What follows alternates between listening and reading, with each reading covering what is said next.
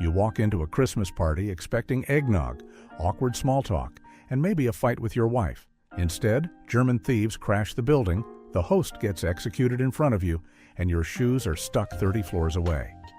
That's how Die Hard starts, but the stuff that happened behind the camera is somehow even crazier than what you saw on screen. From a 70-year-old singer almost playing John McClane to a real ballet defector kicking Bruce Willis in the face, here are 20 weird facts about Die Hard that'll completely change how you watch it next Christmas. Being a part of this film is like being a part of a championship ball club.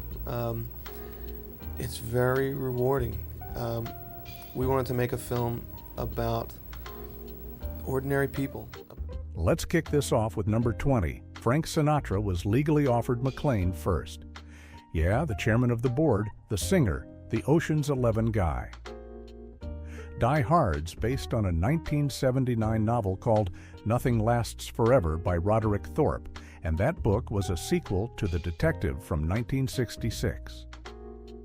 Sinatra had starred in the 1968 film adaptation of The Detective, so when 20th Century Fox optioned the sequel, they were contractually obligated to offer him the lead. He was 70 years old at the time and politely passed. But here's the wild part nobody talks about. Imagine Sinatra crawling through air ducts in a bloody undershirt. The whole tone of the franchise would have collapsed before it ever began. Now we move on to number 19. Bruce Willis was basically the studio's last choice. The role got passed around like a regifted fruitcake. Arnold Schwarzenegger, Sylvester Stallone, Harrison Ford, Clint Eastwood, Burt Reynolds, Richard Gere, Mel Gibson, Nick Nolte, Don Johnson, Paul Newman, James Caan, and Al Pacino all turned it down. Schwarzenegger was off doing Twins because he wanted to try comedy. Willis only got free to take it because his moonlighting co-star Sybil Shepherd got pregnant, which shut down the show for 11 weeks. That pregnancy is the only reason John McClane exists as we know him, but the chaos didn't stop there. That brings us to number 18. Bruce Willis's salary sent shockwaves through Hollywood. Willis demanded $5 million to play McClane. In 1988, that money was reserved for guys like Robert Redford and Dustin Hoffman, not a TV wisecracker from a romantic comedy. Fox chairman Barry Diller reportedly screamed, "Are you out of your bleeping mind?" when he heard the number. But Fox was desperate. The schedule was tight, so they paid it. The whole industry called it a disaster waiting to happen. However, the movie made over $140 million, and Willis basically rewrote the rules for what TV to film stars could earn. Now let's roll into number 17. Fox didn't even want to put Willis on the poster. Early marketing materials hit him completely. The original release poster was just the building, no Bruce Willis face anywhere on it. Studio executives genuinely thought audiences would laugh him out of the theater the moment they saw the trailer, because people remembered him as the smirky guy from Moonlighting in those Seagram's commercials. Fox executive Tom Sherrick later spun it as, "The building was as important a character as McClane." Sure, Tom. Once the early screenings exploded with cheering crowds, they quickly slapped Willis back on every ad. That leads us right into number 16. Alan Rickman almost said no to Hans Gruber. This was Rickman's first ever film role. He just arrived in Hollywood 2 days earlier from his stage work in London, and he was horrified that his big screen debut would be playing the bad guy in a violent action movie. He thought it was beneath him as a serious actor. But producer Joel Silver and director John McTiernan had spotted him in the play Les Liaisons Dangereuses, where he played another snake-tongued villain, and they refused to let him slip away. He took the role, and it ended up defining the entire Hollywood Eurovillain blueprint for decades. Now we head into number 15. The famous Hans and McClane meeting almost never happened. In the original draft, McClane never came face-to-face with Gruber until the climax. The whole Bill Clay scene where Hans pretends to be a frightened American hostage was added on the fly because someone discovered Rickman could mimic an American accent. Screenwriter Stephen E. D'Souza built the scene overnight, and director McTiernan rearranged the shooting schedule, so Takagi's death scene was filmed afterward, which let them add shots of the terrorists' watches as the original tip-off. The most quoted scene in the whole movie almost didn't happen at all. And that takes us to number 14. Rickman improvised the Hans and Ellis scene too. When Hart Bochner, who played the smarmy Ellis, met Hans on set, he kept calling him Hans Booby, tossing in random Yiddish to make Rickman crack on camera. McTiernan apparently hated what Bochner was doing and wanted him to stop, but Rickman loved it and rolled with every line. The energy between the two of them in that scene feels so off-kilter and weird because half of it wasn't planned. However, that's exactly why Hans looks genuinely amused for once, instead of doing his usual menacing tilt of the head. Now we slide into number 13. Alan Rickman performed the famous fall himself. For Hans Gruber's death scene, Rickman was rigged on a wire about 20 to 25 feet above a blue airbag, with the LA cityscape later composited in behind him.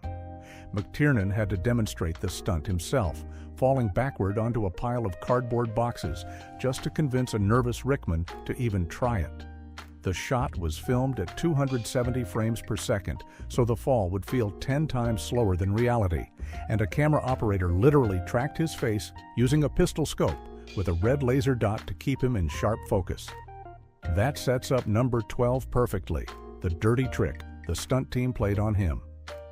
Stunt coordinator Charlie Paterni told Rickman the crew would release him on the count of 3, but Paterni quietly told his stunt guys to drop him on the count of 1 instead. So that's not acting you're seeing. That shock in Hans Gruber's eyes is a real human, realizing he's falling 2 seconds before he expected to.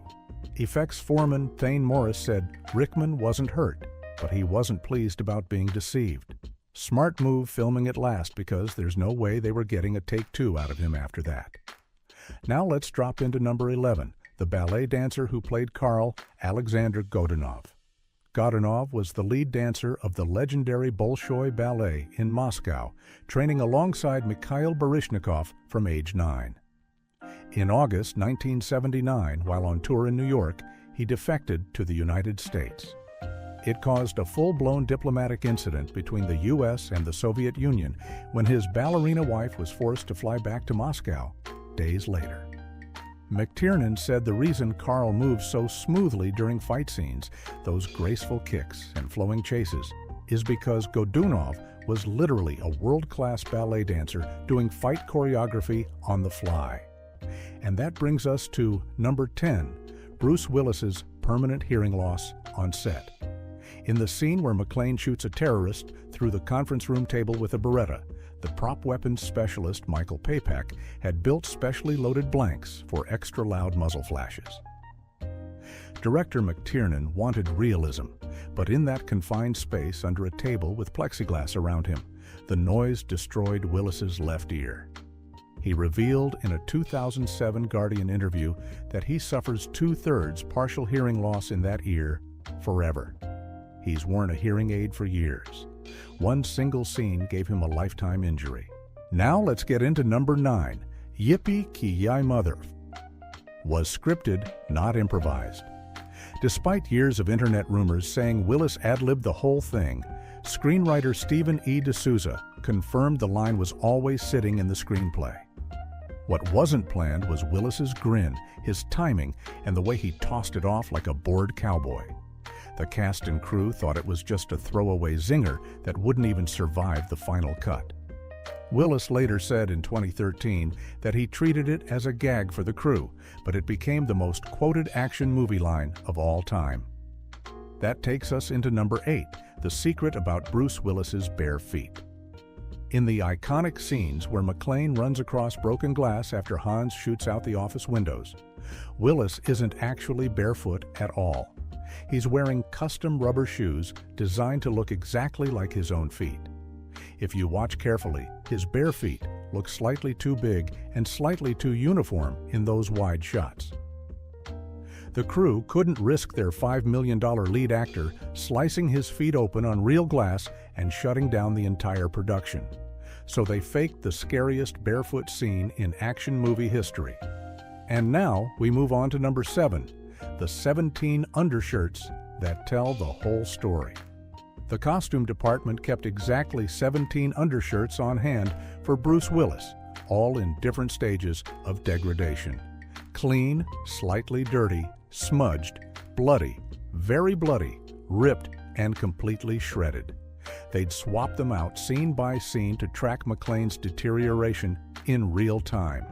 That filthy white tank top has become so iconic that Willis donated the actual screen-worn shirt to the Smithsonian's National Museum of American History in July 2007. So that little undershirt isn't just a costume anymore, it's literally inside a museum. Now let's roll into number 6. Reginald VelJohnson almost lost the role to Wesley Snipes. Gene Hackman was originally considered for Powell, then he dropped out completely. The casting came down to VelJohnson and a young Wesley Snipes. VelJohnson actually listened at the door while Snipes auditioned, then went in and recorded his own audition right after. Bruce Willis watched the tape, pointed at VelJohnson, and said, "Let's get that guy." That single moment changed both their careers forever.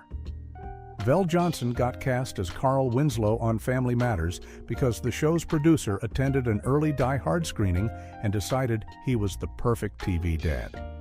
That bridges right into number 5. Bonnie Bedelia and Alan Rickman became real-life best friends. Despite playing hostage and captor on screen, Bedelia and Rickman had lunch together every single day at the Fox commissary during the shoot. Bedelia later said that when anyone mentions Die Hard to her, the very first thing she thinks of is Alan Rickman. Rickman also refused to throw her to the floor in one scene, telling McTiernan that the move wasn't fitting for a civilized Hans Gruber, and that Holly was a self-possessed career woman who wouldn't have allowed it. So their friendship literally rewrote scenes mid-production. Now we move into number 4. 20th Century Fox charged itself rent for its own building. The Nakatomi Plaza you see on screen is actually Fox Plaza at 2121 Avenue of the Stars in Century City, which was the brand new headquarters of 20th Century Fox at the time of filming. The building was still under construction during the shoot, with the 33rd, 34th, and 35th floors used as the Nakatomi offices. Fox literally invoiced its own production for the use of the property. Even better, former President Ronald Reagan moved into the actual 34th floor afterward, where his head of staff toured the area still littered with broken glass and shell casings. And that drops us into number 3, a hidden Pearl Harbor reference woven into the script. There are actually 2 of them, hiding in plain sight. The first is when McClane jokes about the Japanese celebrating Christmas, and Takagi replies, "Pearl Harbor didn't work out, so we got you with tape decks." The second one is way sneakier. The vault password Theo cracks is Akagi, which was the name of the Japanese aircraft carrier that led the Pearl Harbor attack on December 7, 1941. The actor playing Takagi, James Shigeta, had also played the commander of the actual Akagi in the 1976 film Midway. So that's not a coincidence at all. Now we're closing in on number 2. John McTiernan saw Die Hard as Shakespeare. McTiernan privately viewed the entire film as a modern-day version of Shakespeare's A Midsummer Night's Dream. He saw McClane as a kind of prince wandering through one chaotic, magical, transformative night in a strange tower. That's why the pacing feels so dreamlike in places, why the building itself feels almost enchanted, and why the violence has this strange theatrical quality running underneath it. He wasn't trying to make Rambo. He was trying to make Shakespeare with machine guns and a Christmas tree on fire. And finally, we land on number 1. Die Hard wasn't supposed to be a Christmas movie. Producer Joel Silver was a die-hard Christmas movie fan, no pun intended.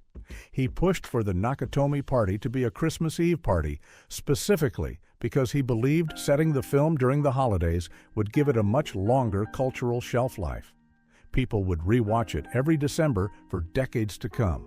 He was completely right about that gamble. The film was actually released in July of 1988 in the middle of summer blockbuster season. But the Christmas setting is the entire reason we're still arguing about whether it counts as a Christmas movie almost 40 years later. So yeah, Die Hard wasn't supposed to work. The studio hated the salary, hid the lead actor, used its own building, fooled the villain into a real fall, and accidentally deafened its star for life. But somehow all of that chaos turned into the greatest action movie ever made. If you actually made it all the way down to number 1 with me, drop a comment with the fact that surprised you the most. And if you enjoyed this breakdown, hit subscribe right now.